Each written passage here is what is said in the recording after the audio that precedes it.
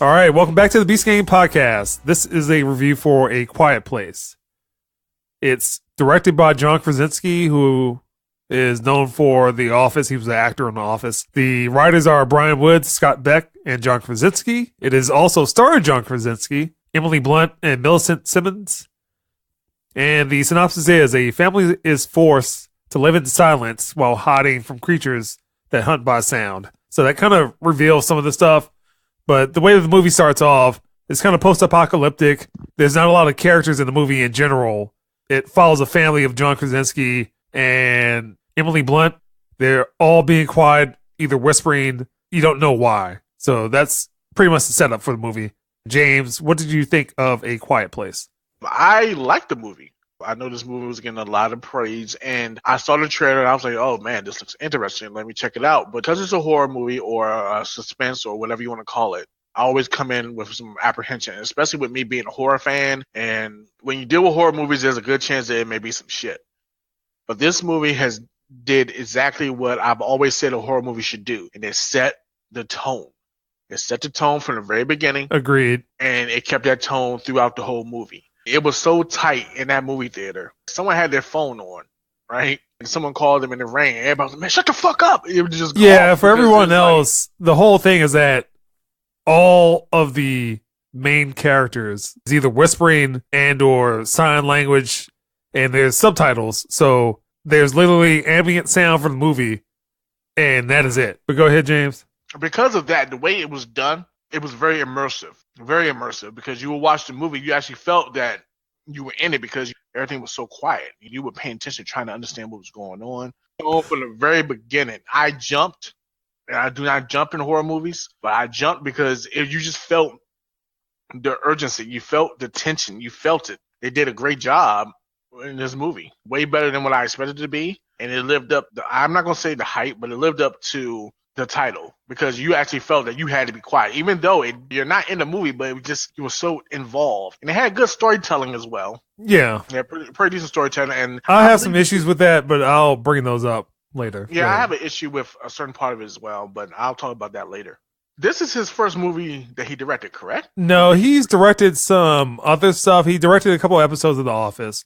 He had directed some very independent comedies. But this is his first straight up thriller science fiction movie like this. I don't know what category this could be in. I would say it's science fiction thriller. I would say thriller suspense. Yeah. Because like I said, yeah. Was just pop, man. It was like, ooh. And it reminds me of another movie that I gave a high score to. I haven't given a score yet, but it reminds me of a movie that I gave a lot of praise to, was Don't Breathe. Yeah. I have another movie that I want to bring up in regards to this. The only issue that I had with this movie, they couldn't figure out how to defeat these monsters. It took them like the very end to figure it out. Well, I have an explanation for that. So let me jump in.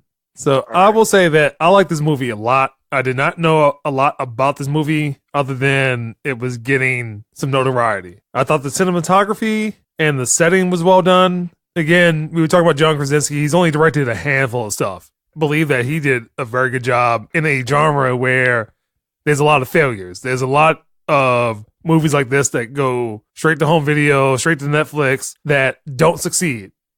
Mm-hmm. I think this can only exist in the movie theater because it is something that should be experienced in the movie theater.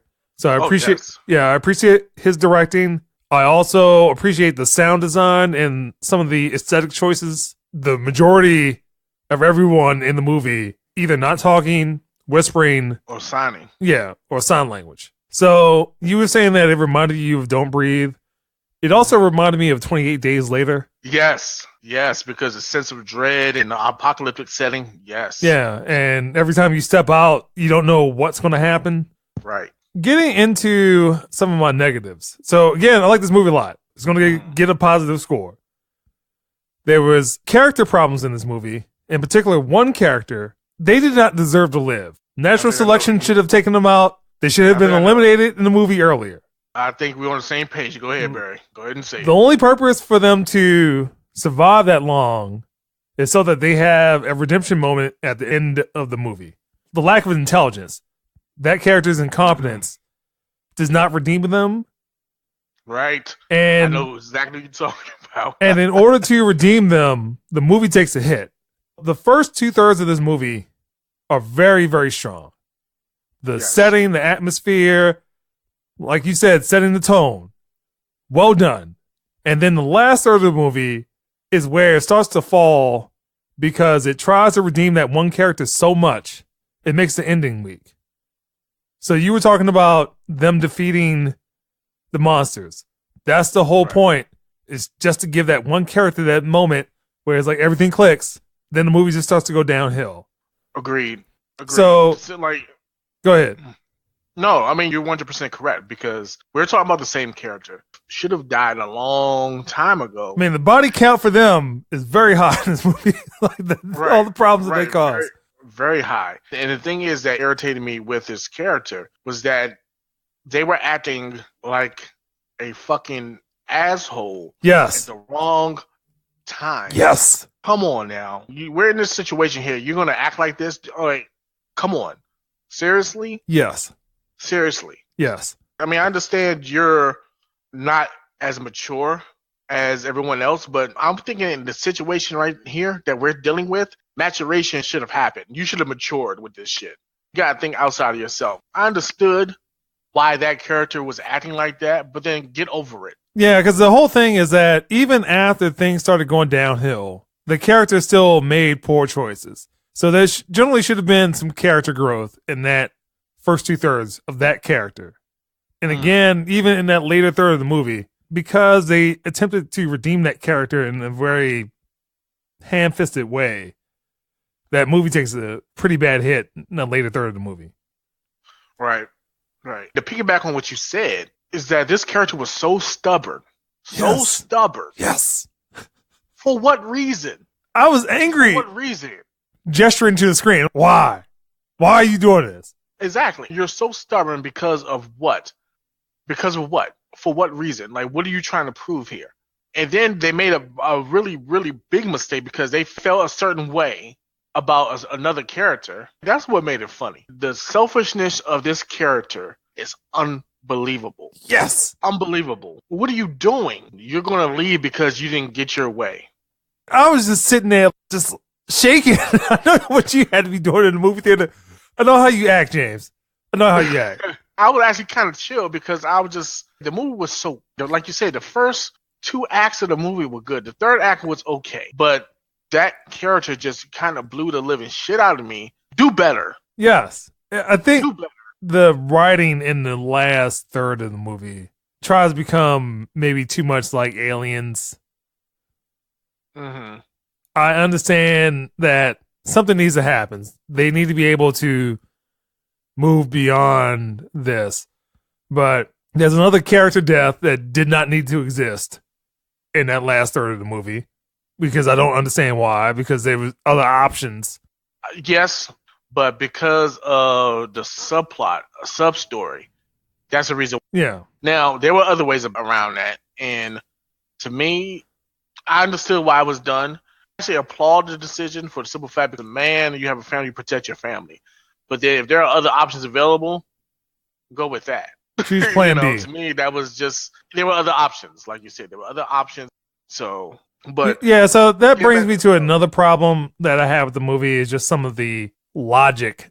So the whole thing is that if you make a sound, something bad happens. So I wouldn't say it picked and choose. It tried to do the best that it could. There were other ways that could have worked or other ways that it could have caused those problems without breaking the rules that it had already set. Do you have any other comments? The medical miracle. Definitely. Go ahead. So there was a part in this movie that a baby was born. Baby being born is a beautiful thing. Beautiful thing. My wife's a nurse. My wife's a nurse. It's something that happened so quickly and so miraculously in that situation. I don't see how it was possible. It was like she just 5 minutes. gave out a gut-churning scream, and then baby born 2 minutes later. Scene cut. John Krasinski. Another scene. John Krasinski. Baby. Exactly. Hours. Minutes. Fucking sometimes days in labor for some people. and this was like 2 minutes, and that joint just popped out. The baby was clean as fuck. I was the baby had some gook on it, the umbilical cord or something. Like, where did all this shit? Like, Yes. where did it go? It's just amazing. And I turned to my wife. I said, "Does this happen this quick?" She just looked at me. It's like, "Yeah, you know damn well it didn't happen this quick." But anyway, I let it slide because, like I said, I enjoyed the movie so much. They had its issues, but I believe that the positives outweigh the negatives in this. Well, I will say the same thing. The movie still functions well as a suspense thriller. I did like the character design, the creature design. It looks generic, but it works. It looks like the liquors from Resident Evil. And or Starship Troopers. Yes. All right, James. So what score would you give A Quiet Place? I was debating this for a long time. Like, I saw the movie yesterday, and I kept going back and forth and still thinking about it today. I would give this movie an 8.5. And the reason why I give it an 8.5 is because they set the tone. And this is any of our podcasts. And when it comes to horror movies, that is the number one thing that I believe in to make a good horror movie. You got to set the tone. You got to set the tone from the beginning. You keep the tone going. If you set the tone, you have a good movie, and it got to be immersive. You got to feel that you're in the movie. You got to feel the tension. You got to feel the danger. And in this movie, I felt the danger. I felt the danger to the point that I was actually about to kirk out on someone for their phone going off.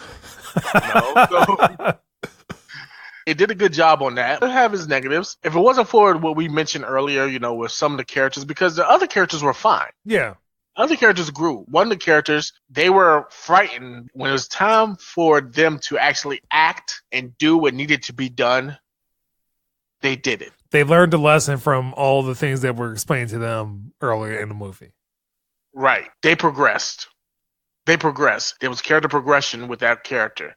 There was character progression with John Krasinski's character. Character progression with Emily Blunt's character. One character, they regressed, in my opinion.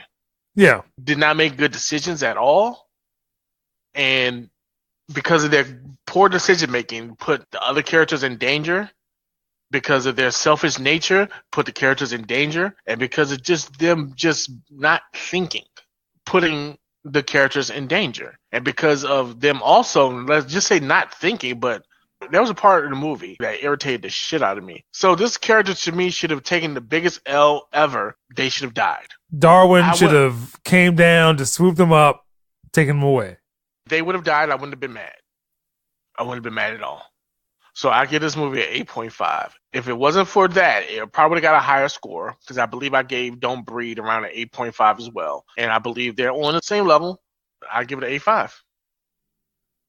All right. I'm going to give this a 7.5. I understand your 8.5. I like this movie a lot. One thing I liked that I did not describe earlier is that the characters go through a journey. And when you think that the characters are safe, either something in the world goes wrong and or that one idiotic character. It just seems like the pace of the movie is they're okay. And then something bad happens. They get over that hurdle. Something bad happens. And it stays at pace throughout the whole movie. But it is the end of the movie where it ramps up to give the end of the movie. And that's where all the problems are for me. The solution to the problem, I understood it. But it could have been a lot different towards the end of the movie. So the audio engineer side of me will say, what you should have done is find a music studio.